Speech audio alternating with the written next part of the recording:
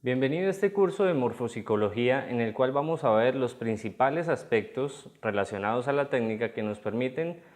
trabajar de una manera mucho más asertiva, mucho más eficaz y precisa muchos de los procesos de desarrollo humano, en este caso enfocados principalmente al coaching. La morfopsicología es una técnica muy poco conocida realmente, pero con una asertividad bastante interesante e importante, y creo que puede llegar a ser uno de los aspectos que en la medida en que se desarrolla en el tiempo puede realmente resolver muchas de las inquietudes que nosotros como personas nos formulamos de nosotros mismos. Porque realmente la morfopsicología lo que nos permite es entender que lo que nosotros somos físicamente no ha sido un tema al azar y que no es sencillamente un capricho del destino, la manera en que nosotros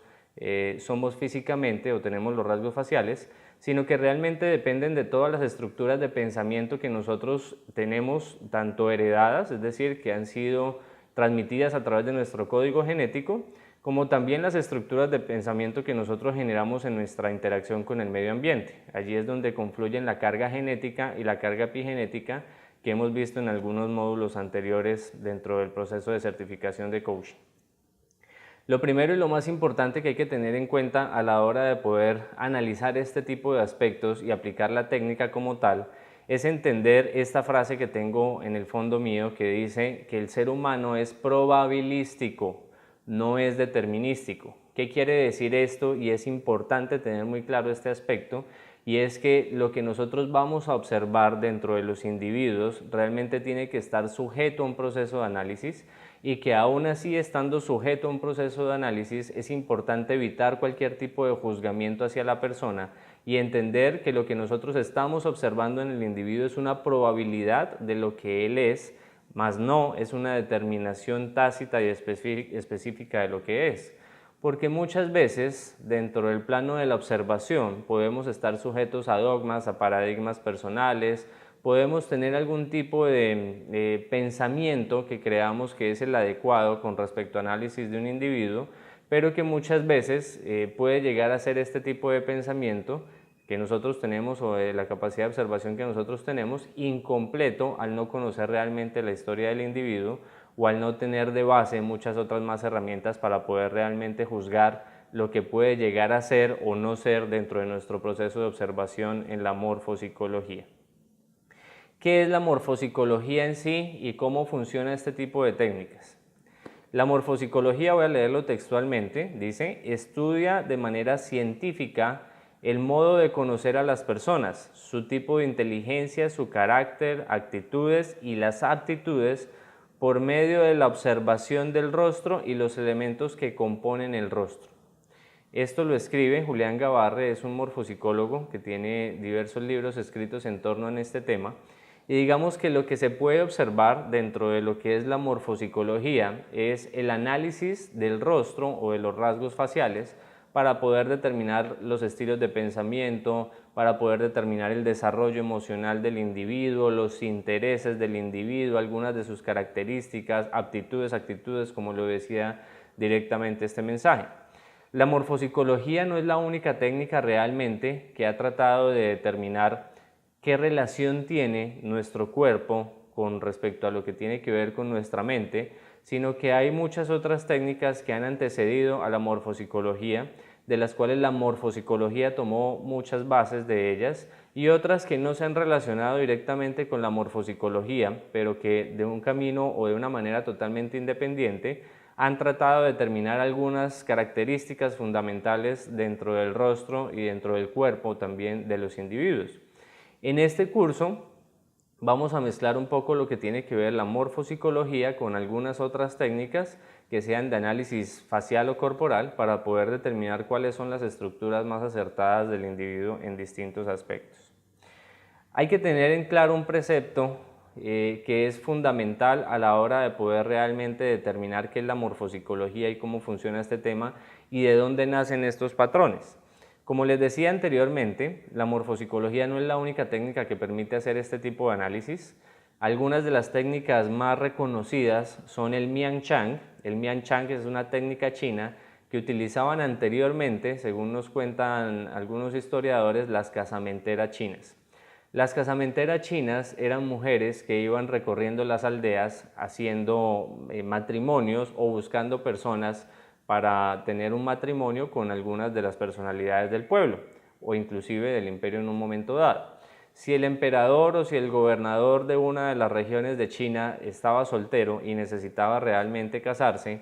pues a través del análisis de los rasgos faciales de esta persona o de este dirigente, determinaban cuáles eran los rasgos faciales que posiblemente debería tener la pareja de esta persona para que pudieran encajar y para que tuvieran unos rasgos característicos, pues digamos, similares o por lo menos compatibles. De pronto no tanto similares en algunos casos, sino que pudieran complementarse para poder buscar a una persona que pudiera casarse con este tipo de individuos. Entonces, una vez habían definido estos rasgos faciales, iban por los pueblos buscando personas que tuvieran este tipo de rasgos faciales y después de que encontraban a la persona la llevaban e inmediatamente pues empezaban a revisar si realmente compaginaban o no y si posiblemente terminaban en un matrimonio o no. Esa era la historia de las casamenteras chinas y la técnica que ellas utilizaban es conocida como el Mian Chang. Mian Chang es la técnica de análisis de rostros que permite analizar algunos aspectos que no son muy tenidos en cuenta dentro de la morfopsicología. Es una técnica totalmente diferente, tiene muchas cosas en común evidentemente, de pronto en algunas tiene uno que otro punto de vista diferente, pero en último es una técnica que vale la pena también estudiar para aquellas personas que quieran entrar y profundizar en este tipo de temas. Y de la morfopsicología realmente, o esta técnica nace o se desprende de una técnica que tenía mucha acogida anteriormente, que lo que trataba de hacer era analizar los rasgos de los individuos con la relación que tenía en los animales que también pues habitan en los distintos lugares. Entonces, digamos que hay unos rasgos que son característicos de algunos individuos que comparten también los animales. Por ejemplo, cuando las personas tienen la nariz muy respingada y se ven los orificios nasales, inmediatamente ese tipo de característica la asociaban a la característica que tenían, por ejemplo, los cerdos en su nariz. Las personas, por ejemplo, que tienen una nariz bastante pronunciada y curva, asociaban algunas de esas características, por ejemplo, al pico del loro. Entonces trataban de identificar cuáles eran aquellas cosas en las cuales esas personas se parecían o podían compartir algunos rasgos que se relacionaran directamente con la función de su nariz y el pico del loro, o por ejemplo la nariz y la nariz del cerdo. Y esa técnica se conoce como fisiognomia. Esa fisiognomia eran estudios previos, estudios básicos, en donde se asociaban este tipo de características a algunos animales y también tenían unas asociaciones de las características del individuo con respecto a algunas asociaciones planetarias. Algunas de estas, digamos, evidencias o técnicas basadas en la fisiognomia han sido mejoradas realmente y han sido mucho más acertadas desde el punto de vista de la morfopsicología, por lo tanto la fisiognomia ya no es un tema que sea de un manejo realmente importante en este momento.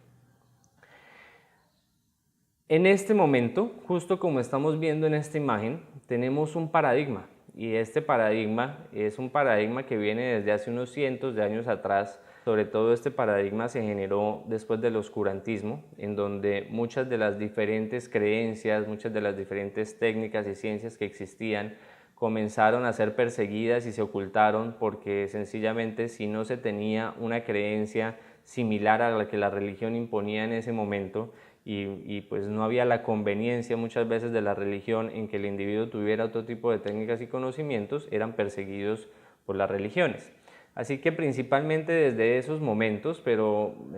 también en algunos episodios, digamos, de algunos filósofos o investigadores que cambiaron un poco los dogmas y paradigmas que existían, pues se termina generando este paradigma que vemos en esta imagen. ¿Cuál es este paradigma? Sencillamente para el cuerpo,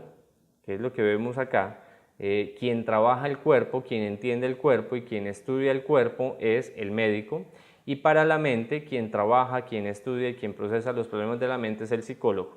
El psiquiatra estaría en un intermedio de ellos dos porque tiene tanto procedimientos farmacológicos como procesos de análisis también a través de los procesos mentales. Entonces digamos que la unión de estos dos se daría a través del psiquiatra, pero aún así Bajo este paradigma, lo que es el cuerpo y lo que es la mente son dos temas totalmente aislados y separados.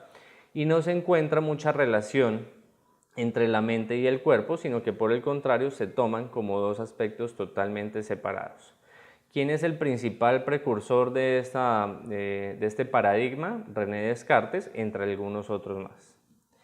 Ahora bien, anteriormente, antes de este oscurantismo religioso, antes de este cambio de paradigmas, realmente las sociedades y las sociedades antiguas y las sociedades filosóficas de tradición en nuestra sociedad realmente tenían un paradigma totalmente diferente y hoy en día se está retomando mucho más y con mucha más fuerza el paradigma que anteriormente existía. Y es que el cuerpo y la mente realmente no son aspectos separados, sino que los dos están totalmente unidos y deben ser coherentes y deben trabajar de la mano.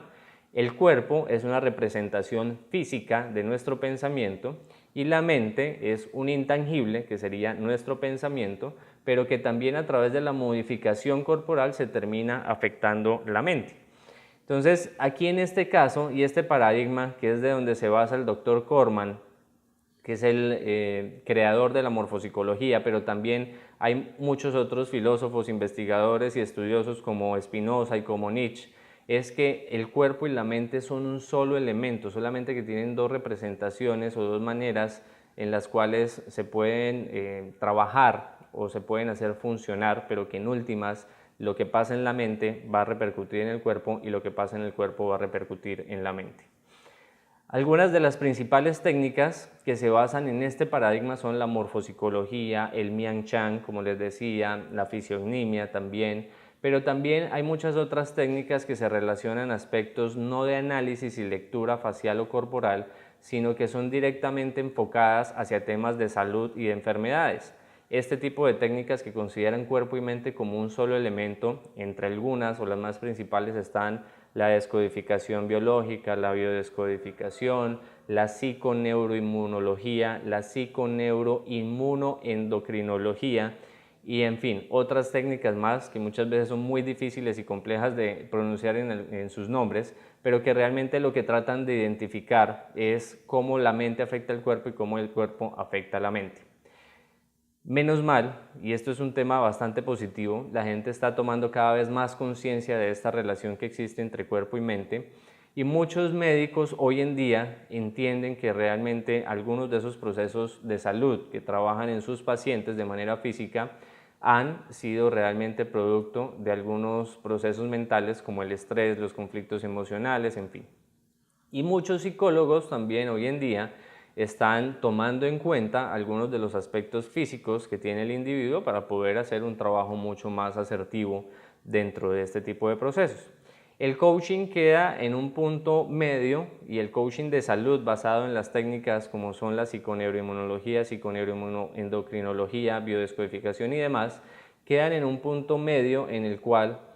no tratamos desde el punto de vista farmacológico, no tratamos solamente desde el punto de vista de la mente y de un proceso normal de coaching, sino que se integran las relaciones cuerpo y mente dentro de un proceso de coaching de salud. Bien, ¿qué es morfopsicología?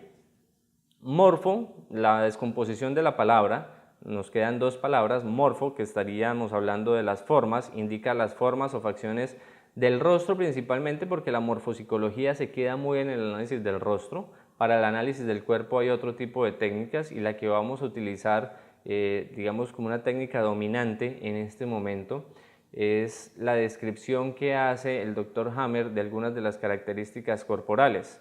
El Dr. Belak también hace algunos análisis sobre el rostro y trabaja mucho sobre cuadrantes en la parte del rostro, pero la unión de todos estos conocimientos e investigaciones van a permitir profundizar realmente mucho más en este tipo de aspectos.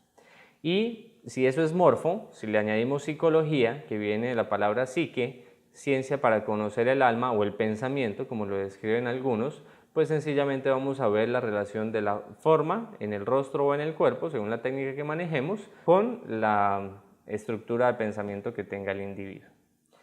¿Quién es el creador de esta técnica? Es el doctor Luis Corman, nació en el año de 1901, muere en el año de 1995, es el creador de la morfopsicología. es el creador de la Asociación Francesa de Morfopsicología, que es realmente la única entidad en este momento que está haciendo procesos de certificación de morfopsicólogos, y pues tiene toda la autoridad del mundo obviamente para hacerla, porque fue la entidad del Dr. Corman, y realmente son estudios o procesos de estudio bastante interesantes que sería recomendable que muchos pudieran hacer en un momento dado.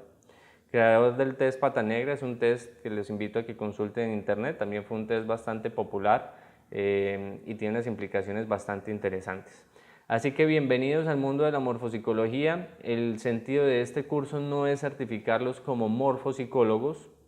El sentido de este curso es poder tomar algunos de los principales aspectos de la morfopsicología que inciden dentro de los procesos de mejoramiento humano, los procesos de coaching, por ejemplo, en este caso, y que sencillamente nos van a permitir, a través de la relación con un coachee, sin que haya una interacción muy fluida en la parte verbal y sin que realmente conozcamos de tiempo atrás a la persona, poder en un primer impacto o en una primera sensación poder determinar qué tipo de características tiene este coachee, dónde necesita trabajar más y cómo podemos ayudarlo. La ventaja de utilizar este tipo de técnicas es que los procesos de coaching van a reducirse de manera notable en cuanto a la necesidad de sesiones y de tiempo para poder determinar las estructuras de pensamiento del individuo, porque en cuestión de un par de minutos o de un par de segundos realmente vamos a poder determinar que hay algunas cosas fundamentales que trabajar en esta persona sin que esta persona ni siquiera nos haya compartido aún cuál es su inconveniente o cuál es la necesidad que tiene particular de esta sesión de coaching.